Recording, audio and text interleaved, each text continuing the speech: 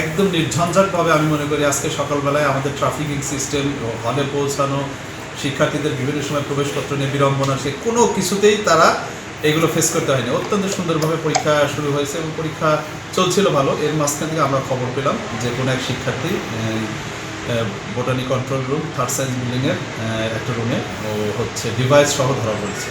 আসলে ওর ডিভাইস নিয়ে ডিপসিক যে এআই টুল, সেটাকে ব্যবহার করে সলিউশন খোঁজার চেষ্টা করে। একটা ম্যাথমেটিক্যাল নিউমেরিক্যাল প্রবলেম, সেটাকে সলভ করার জন্য ওই টুলটা সে ব্যবহার করেছে। পরবর্তীতে ওইটাকে নিয়ে ইনভেস্টিগেট করতে করতে বাই দিস টাইম আর একটা খবর পেলাম, এটা হচ্ছে সি ইউনিটের দ্বিতীয় শিফটের পরীক্ষার ক্ষেত্রে আরেকজন পরীক্ষার্থী ও করলো কি, ওর একই কেস, ও হচ্ছে মেসেঞ্জারের মাধ্যমে বাহিরে প্রশ্ন পাঠিয়ে এবং বিভিন্ন জনের সাথে যোগাযোগের মাধ্যমে উত্তর খোঁজার চেষ্টা করছে।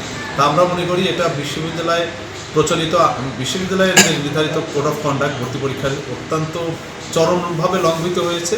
সাথে সাথে আমরা মনে করি যে পুলিশ কেসে যে প্রতারণা, এই যে আমাদের প্রশ্ন বাহিরে পাঠিয়ে দেওয়া, এটা আমরা এর বিরুদ্ধে, এই জন্য আমরা পুলিশের কাছে আমরা আইনের ব্যবস্থা নেওয়া যে তার বিরুদ্ধে মামলা হবে এবং মামলার পরবর্তীতে তদন্ত সাপেক্ষে তার যে শাস্তি আমরা এক্সপেক্ট করি, এই ধরনের শিক্ষার্থীদেরকে চরম শাস্তির মাধ্যমে ভবিষ্যতে যে সমস্ত আমাদের জেনারেশন আছে তাদের কাছে আমরা বার্তা দিতে চাই যে এই সমস্ত অসৎ উপায় অবলম্বনের মাধ্যমে কোনো শিক্ষার কোনো কিছু মূল্যায়নের জন্য না হয়।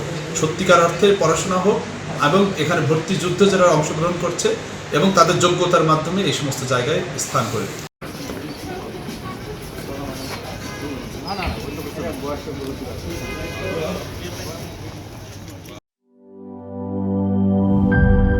দুধার চকলেটে একাকার হয়ে ওঠা প্রাণ লেয়ার, প্রাণ লেয়ার সম্পর্কের মিষ্টি ম্যাজিক।